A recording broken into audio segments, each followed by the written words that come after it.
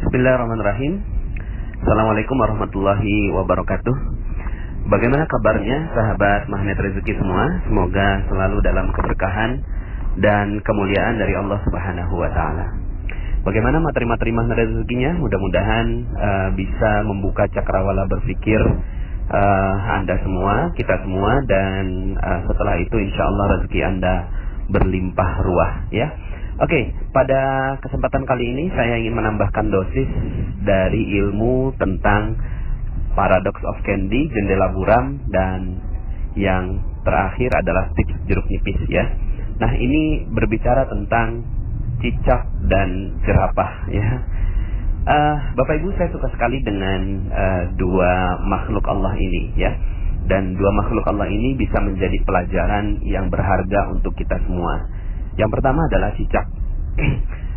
Cicak ini Allah berikan menjadi makhluk yang kita lihat setiap hari, gitu ya. Jadi dia ada di dinding kita, ada di langit-langit kita, gitu ya. Kemudian ada di rumah kita, ya. Mudah sekali kita lihat makhluk yang satu ini.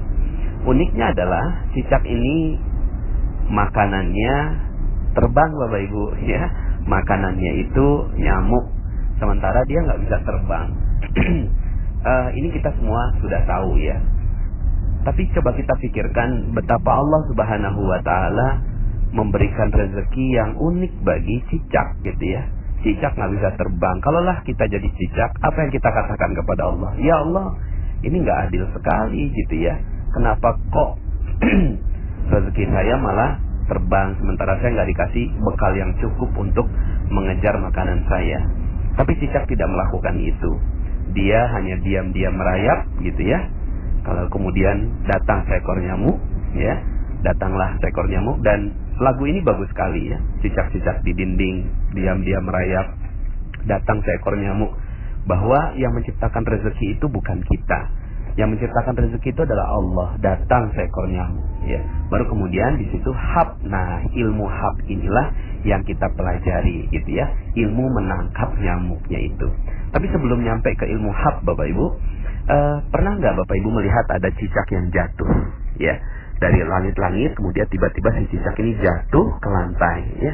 Itu nyamuknya udah dikit lagi, Bapak Ibu, ya. Itu lidahnya udah menjulur, gitu ya. Terus kemudian sedikit lagi itu nyamuk kena. Tapi kemudian akhirnya si cicak tidak berhasil menangkap nyamuk dan akhirnya dia terjatuh, Bapak Ibu. Nah, coba kalau seandainya yang jadi cicak sekali lagi adalah kita, apa yang kita lakukan kepada Allah Subhanahu wa taala? Apakah kita mengatakan demikian? Ya Allah, sungguh nggak adil. Pokoknya saya udah frustasi, saya stres, saya udah nggak mau lagi nyari makan. Ya udahlah, pokoknya terserah engkau. Kalau seandainya saya mati, terserah deh, gitu kan? Apakah itu yang kita lakukan? Ya.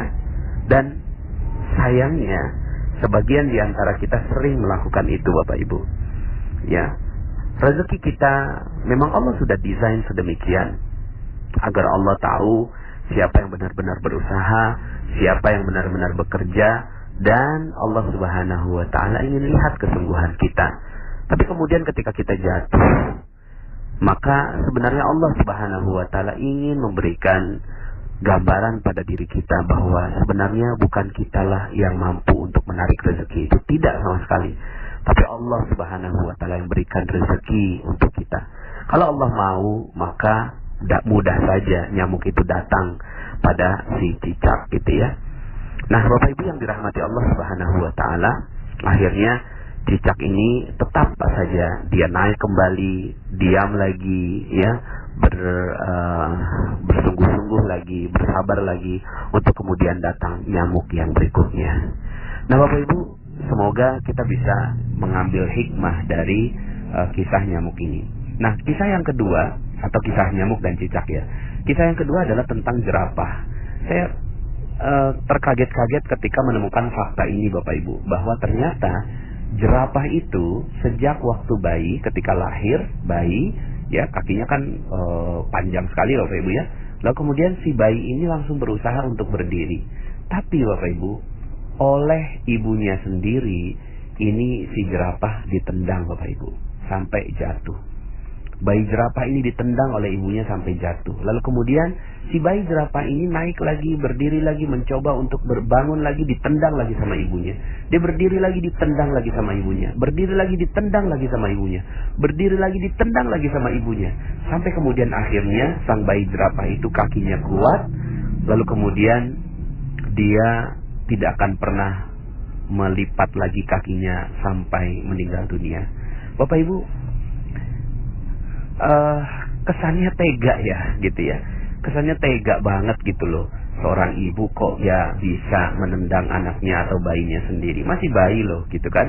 Tapi ditendang. Tapi begitulah kehidupan. Allah ingin menggambarkan kehidupan jerapah.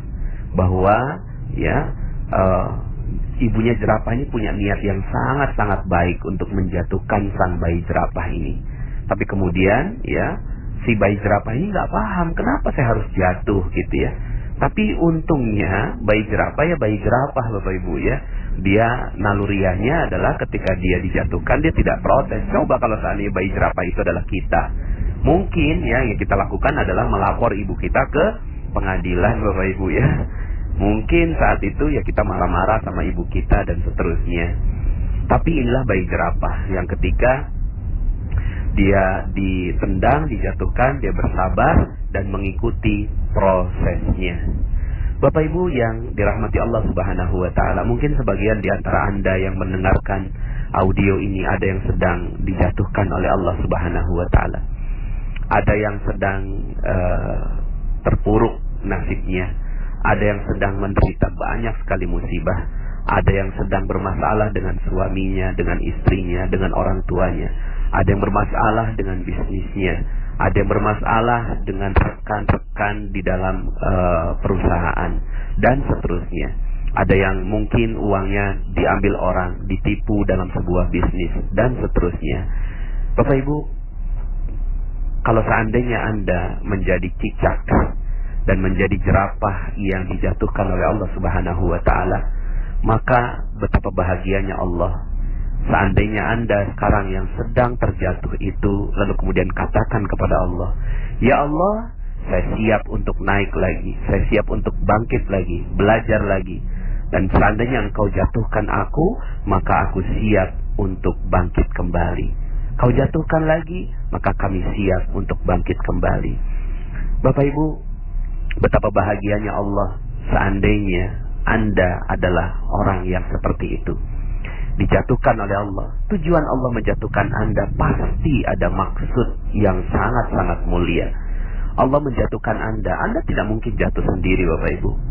Anda jatuh sekarang ini pasti ada sebab Allah Subhanahu wa taala menjatuhkan Anda. Sebabnya macam-macam Bapak Ibu. Yang pasti satu hal, pola yang terbentuk adalah pola seperti jerapah. Allah ingin agar Anda kuat. Allah ingin agar Anda tegar. Allah ingin agar Anda luar biasa. Lalu kemudian dijatuhkan lagi. Jadi kalau Anda jatuh sekarang, berbahagialah. Berbahagialah. Kenapa? Karena yang menjatuhkan Anda adalah Allah Subhanahu wa taala. Yang menjatuhkan Anda bukan orang lain Bapak Ibu. Bukan orang lain. Kalaulah seandainya ada orang lain yang menjatuhkan Anda saat ini, yang mengambil uang Anda, yang melaporkan Anda ke polisi, yang mungkin menjadikan Anda hina, dimaki-maki dan seterusnya, dan Anda lihat bahwa semua orang yang menyebabkan itu adalah manusia yang Anda benci, yang Anda tidak suka, percaya saya Bapak Ibu, bahwa itu bukanlah manusia yang menyebabkan itu semua. Karena tidak mungkin terjadi hal-hal yang ada di muka bumi ini kecuali atas izin Allah Subhanahu wa taala. Semua terjadi atas izinnya. Semua terjadi atas desainnya. Semua terjadi atas rekayasanya. Semua yang terjadi di muka bumi ini atas seluruh perintah-perintahnya. Maka maafkan semua orang yang ada di sekitar Anda. Karena bukan karena mereka Anda jatuh, bukan karena mereka Anda tersungkur, bukan sama sekali. Tapi Anda jatuh karena Allah Subhanahu wa taala ingin melihat Anda tegar, ingin melihat Anda menemukan kesalahan-kesalahan Anda, ingin melihat Anda belajar lebih baik lagi, ingin melihat Anda menangis dan menyebut namanya, lalu kemudian Anda bangkit kembali seperti bayi jerapah yang siap untuk berdiri. Bapak Ibu yang dirahmati Allah Subhanahu wa taala, sekali lagi, jika Anda sekarang sedang berat, maka nggak usah sirami diri Anda dengan jeruk nipis, Bapak Ibu, ya. Nggak usah, ya.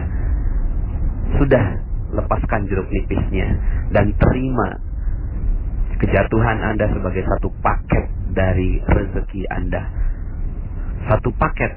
Fa inna ma'al usri yusra. Inna ma'al usri yusra. Sesungguhnya bersama kesulitan ada kemudahan. Sungguh bersama kesulitan ada kemudahan. Di balik kesulitan yang sedang menimpa Anda sekarang ini, ada sebuah janji Allah Subhanahu wa taala yang menginginkan Anda menjadi manusia yang luar biasa. Kuntum khaira ummatin ukhrijat linnas. Kalian adalah sebaik-baik manusia yang dikeluarkan oleh Allah Subhanahu wa taala untuk manusia yang lain. Maka tunjukkan bahwa Anda adalah manusia yang mulia. Tunjukkan bahwa Anda adalah manusia yang terbaik. Manusia terbaik bukan berarti orang yang gak pernah gagal, Bapak Ibu. Tidak. Manusia yang terbaik bukan berarti orang yang tidak pernah salah. Manusia yang terbaik bukan berarti orang yang tidak pernah berdosa. Tapi manusia yang terbaik adalah ketika mereka melakukan dosa, kesalahan, kelalaian, kehilafan, lalu kemudian mereka bangkit dan berdiri, sekedar meminta ampun kepada Allah Subhanahu wa taala dan siap untuk menerima kehidupan, babak kehidupan baru yang jauh lebih baik.